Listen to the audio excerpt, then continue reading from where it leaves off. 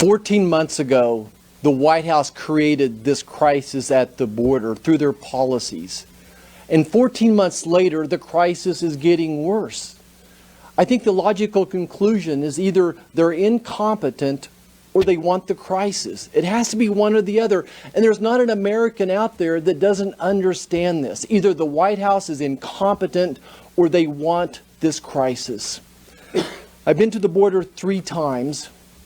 And on my last visit, it was the most frustrating to be flying in a Texas Ranger helicopter along the river border and looking below me and seeing miles and miles of fence that had been built.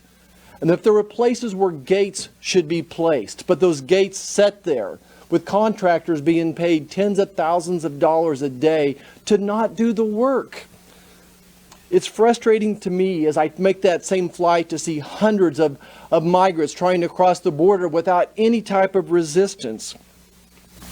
It's frustrating to me that this president wants to take $2 billion appropriated for the fence and just to have that fence sitting there. They want to use it for other purposes, such as cutting down brush and environmental purposes.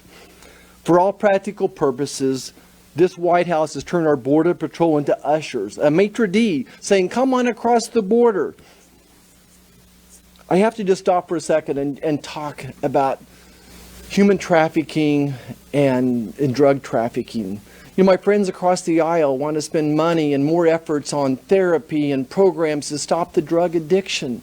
But I'm telling you, an ounce of prevention is worth a pound of cure. We have to slow down the ease of these drugs crossing the border. Americans need to understand that so many of these people that are dying, especially our young students that are dying from overdose, it's an accidental overdose. A person that maybe was taking 2 or 4 Percocets to get high, if they would take a half a tablet of this fentanyl, it kills them. It makes them stop breathing. It's just that simple. And our people across the ocean from China are making the precursors, as one of my colleagues said earlier.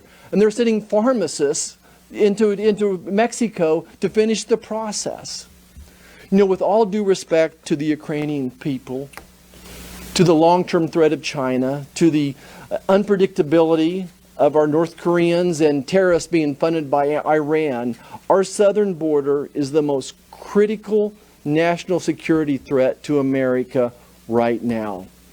This president knows how to fix it, but it appears he wants a crisis, or else he's absolutely incompetent.